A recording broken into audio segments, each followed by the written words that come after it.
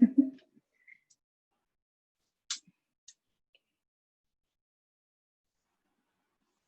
everyone, welcome to episode 4 of Unstuck Leader Series. I'm super excited to have Kayla Cordero with us. I'm Nadira Ramtran, the president and CEO of NRNY Consulting and the founder of Unstuck Leader. So Kayla, I met her in 2012. So it's been about 8 years since I've known her. We used to work together and, we've done some really great work even outside of our day jobs. And Kayla is an amazing coach, speaker. She creates transformations for women.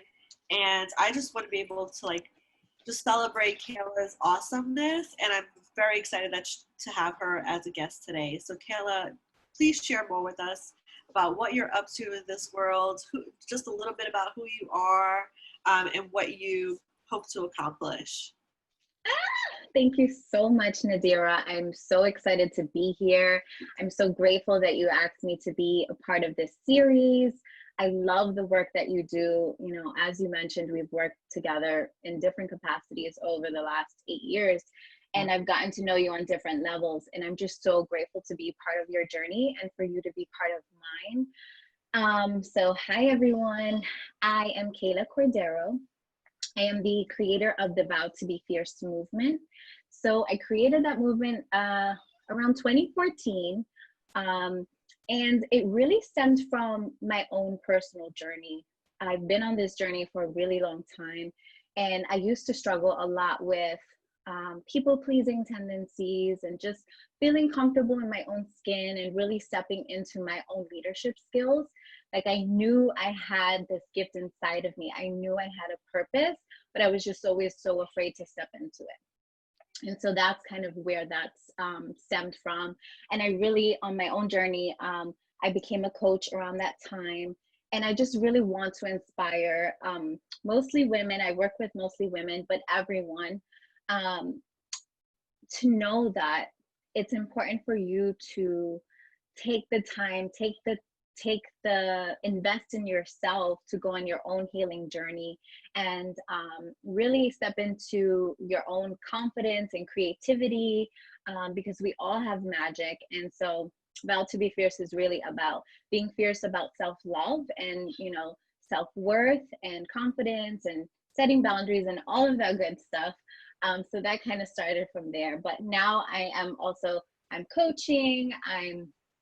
I started a Phoenix Rising group coaching program for women to step into their own truth and to peel back the layers on this healing journey, right? Because we've had, we've been raised with certain conditions and stories and labels.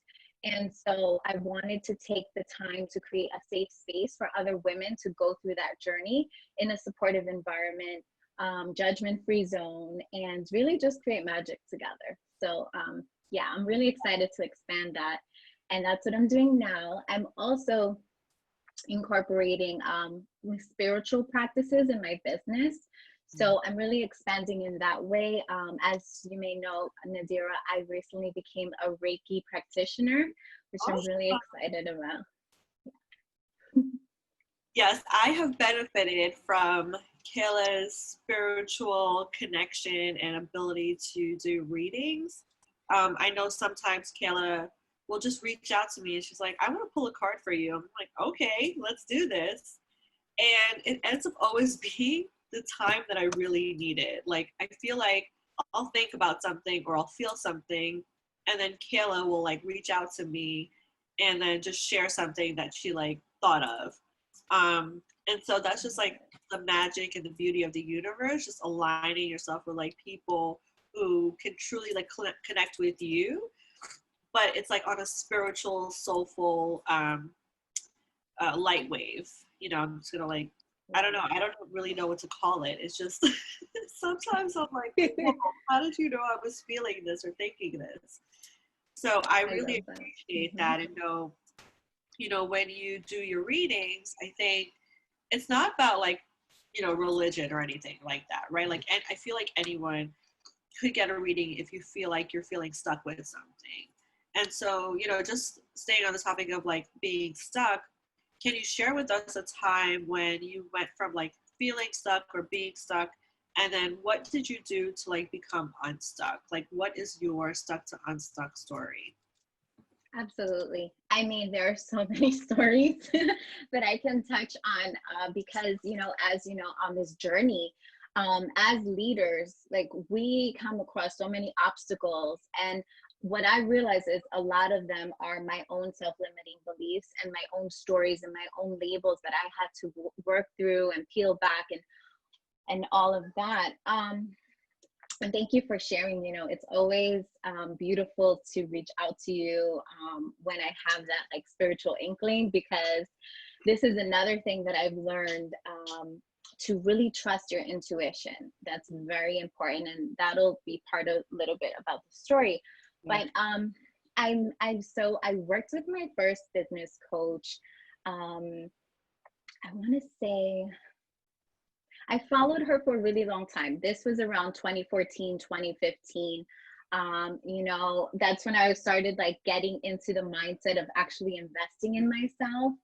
Because for so long, I used to have money blocks, and I used to think like, oh, I only can spend money on, necessities, and I had a lack mindset. And, that kind of blocked me from my blessings. And so I had to work through that. And then I realized like investing in myself is the best thing that I can actually do, because that's how I can step into my own leadership and work on my own self so that I can hold space for other women. Right. So, I was following this coach for a really long time. I loved her work, but I never, I was like, oh, I don't know how to like reach out to her or anything like that. And it's funny. So I started doing my own work, reading, meditating, praying, all of these things.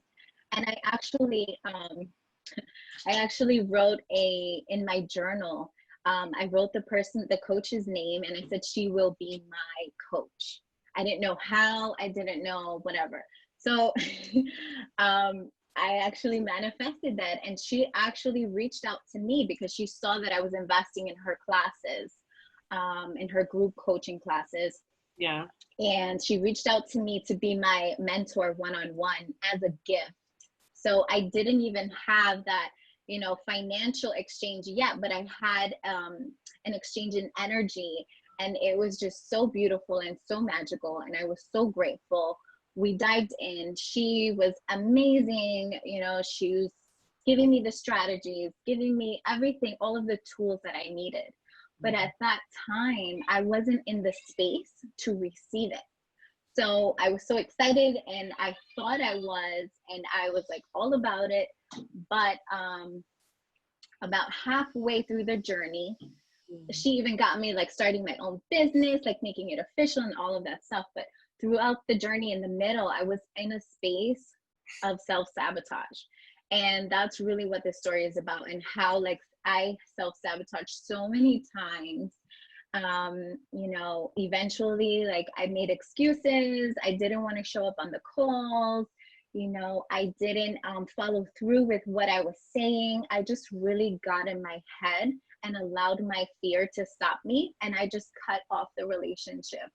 And so I just did that, and she was gifting me this beautiful gift and giving me all of the tools. So I say this because you can have all of the tools, you can have people trying to help you, but if you're not willing to do the work and to help yourself, then nothing's really going to happen. So then a few months later, I did the work again, right? We always fall. We fall, but we get back up. And so I wrote her a letter. At this point, I'm sure she figured like what was going on with me. I don't know. She probably thought it was a mistake to take me on as a mentee. And I reached out to her. I sent her a letter, and I explained to her what I was going through. And I told her, like, I knew, logically, I knew what I was doing, but my energy wasn't behind it. And my self-belief was not in a great place. And so I reached out to her, and she actually commended me for being so courageous and actually like reaching out to her. And then we started working together again. But I say this because it's so easy to give up, especially when you think it's over, or you think, oh, I really messed up, or I don't know how to start again. And for me, it was just acknowledging it. That was the first step, acknowledging it, and then reaching out for support. Because I feel like, and I know I grew up with this story that reaching out for support is a sign of weakness. Yeah. And I really grew up with thinking like I had to figure everything out on my own. And, and so I peeled back the layers and I realized it was also a self-worth issue. Like I am worthy of receiving the support, because I'm one of the first people to reach out to anyone who needs help and support. And so I really had to get clear with myself and say like, why, what's going on? Why is it that I can help anyone and everyone, but not be open to receiving that support? So yeah. That's you shared so many gems in what you just shared with us. And so I think there are a few things that come to mind. I think the first thing that you talked about was like investing in yourself. And so, that was something that I even struggled with in the beginning of my journey, was investing in myself, was investing in coaching. And I'm not saying that everyone should, if you want to get a coach, great, right? Like invest in coaching, create those transformations. And there are other ways to invest in yourself, right? Like joining programs or trainings or, webinars, whatever it may be, even reading a book. Can you share more like sometimes like we have this breaking point where we're like, we keep telling ourselves that we can't afford it.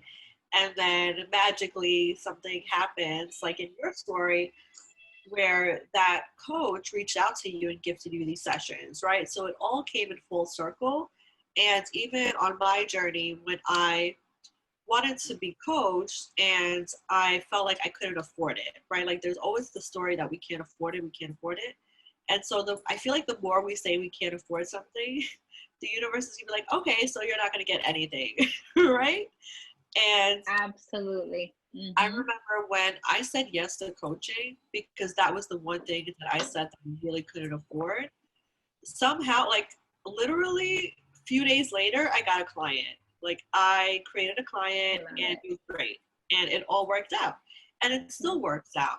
And also, I think when you invest in yourself and you want other people to invest in you, they have to be able to see that. They have to be able to see and connect and know that you're doing the work too. So it's really about like relationship building, investing in yourself, aligning with your purpose and like the person who you really want to be. And then what I also heard you say is, the piece around self-sabotage. I think it's so easy to do that. So easy. I think I probably do that a few times a day, and then I have to just like ground myself. I'm either like sending you a message, or I'm sending, my other soul sisters messages where I'm like, this is what I'm like experiencing. Like I need some support, or they're automatic. Like all of you are just like getting me back on track, right? So, as you think about like your network and the people you surround yourself with, how important is it to be able to do that? Like, what are some strategies that you have that to keep yourself grounded, right? Or keep yourself like from continuing that self-sabotage, and then just feeling like very supportive and just like within your energy, because we're all human. We all face all these different emotions and thoughts and feelings every single moment of the day. And so like, how do you get yourself back on track energy wise? Like when and you talked about like just being or acknowledging, what's happening in that moment, but can you share like 1 to 2 specific strategies or things that people can like implement in real time, like right now? Like what could they be doing right now? Absolutely. You touched on so many good gems also, so many important things.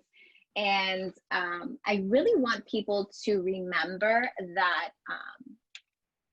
perfection is a myth, right? Perfection is a myth. So things aren't always going to work out exactly how you see it and on the timeline that you want it. But I think it's also important to get out of our heads and to remember that everything is happening for us. It's not happening against us. And so, you know, rejection is a redirection. So if you're trying to do something and things go wrong, it's not for you to just like stop and give up. No, look at it as a blessing, because maybe there's another opportunity to come. And you know, you mentioned self-sabotage. I can say something really quickly about this morning. You know, I actually this morning I had and this is a continued process, right? As you up level on your journey, you're going to get even bigger obstacles in your way, but they're just to help you navigate and get to your next level, right? So even though we've been doing this work on ourselves and with others for years, things are still always going to come up. It's just part of the process. And so this morning, you know, I didn't have a great night. You know, I have a daughter. She's almost a year and a half, and she just didn't sleep well. And it was just one of those nights and mornings. And, you know, I had this call with you and I was so excited. And there was a part of me that just wanted to shut off from the world. And I was just like, I can't, I was in my head. I was like, I can't, my energy is not right. You know, I don't want to show up. Like, I don't want to bring these vibes. And that was early in the morning and I had to ground myself. So you said, like, what can people do to ground themselves? Number one, you can, like you mentioned, you can reach out to someone that you trust, and have them as an anchor, someone to just like lift your vibes. You know, I know we do that for each other, really, because in darkness, the fear grows. So the more you get in your head and the more you know, keep it to yourself and stay silent, you go in a circle and you can just go down a really dark road. So really just getting that energy, because all of this is energy, right? All of the fear, all of that. And it's stagnant energy. So you need to get that energy out of your mind, out of your body. So besides, you know, sharing with someone what's talking, you can do your own grounding practices. So I can share some of my own. So for me, I was like, okay, number one, the first thing is deciding that you set the tone for the day and you are just going to shift. And you're not going to forget what happened, right? Because we don't want to bypass our feelings and our emotions and all of that. Because we already know that when we do that, you know, things pile up and then they kind of blow up after. Yeah. So really just acknowledge it and decide that you are just like set an intention, what type of day you want to have. So today I told myself, I said, no, today I'm going to bring all the vibes. I'm going to be, you know, I'm going to have a good day. It can be as simple as that. I'm going to have a good day.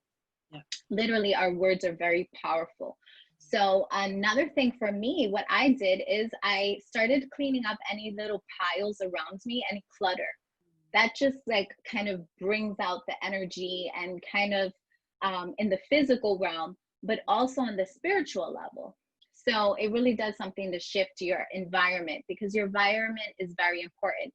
And if you're in an environment that's just not, you know, that's just bringing you down even more, keeping you in that fearful space, take a walk outside, go for a walk. You know, these are very simple, but they're very effective, right? Take a walk in nature. You know, I'm a fan of that. A grounding practice also, what I do sometimes is I sit on the grass or anywhere on the ground outside, and I just plant my feet and I close my eyes and I connect to the world around us, right?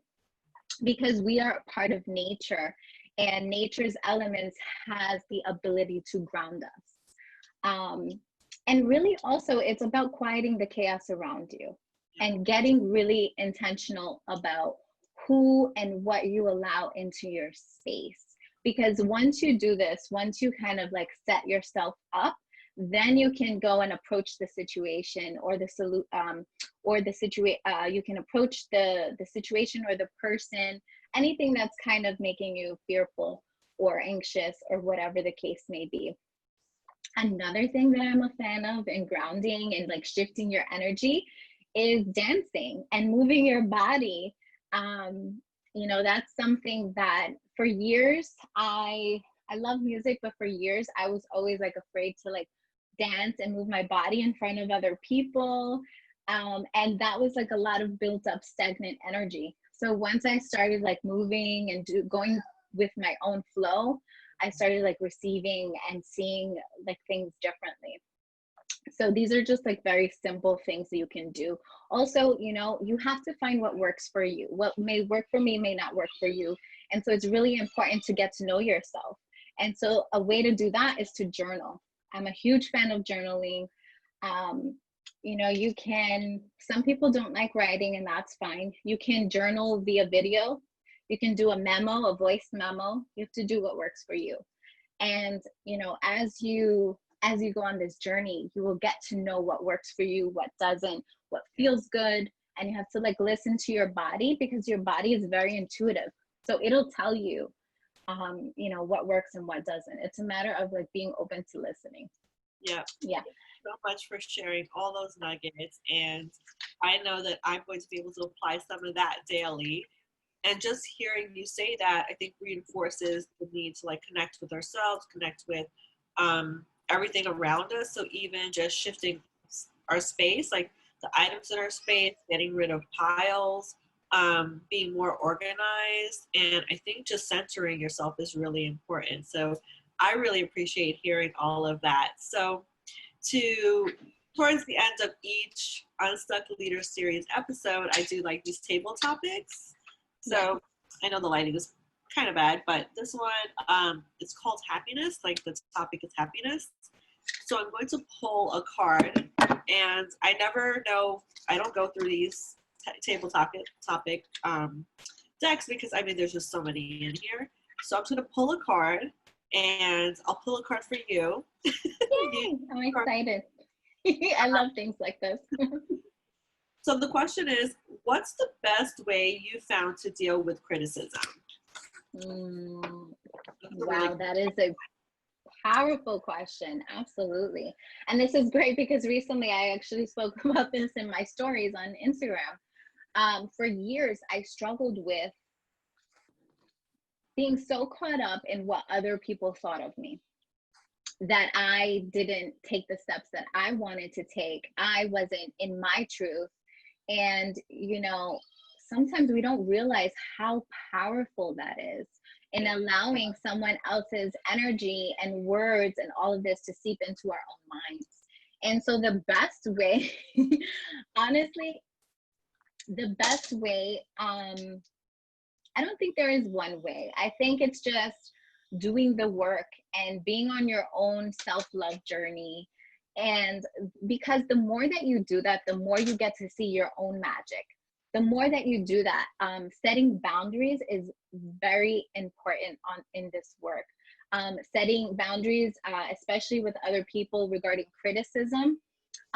One thing I will share is it's very important with to know who you share your story with.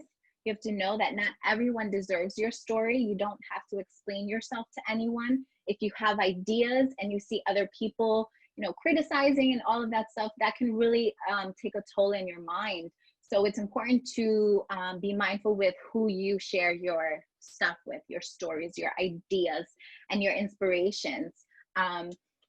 Another thing is, you know, I really honestly, at the end of the day, I just want to say, like, just don't care. Don't care, because, you know, this is your life and you are living it. It's your story, your magic, you're creating the things, you know. And so I really just want us, I hope we can all get into a place, a mindset shift to know that we are all worthy and we all have different stories and different ideas, and we should all value them. Now, another thing with criticism also to remember is be mindful of who it's coming from.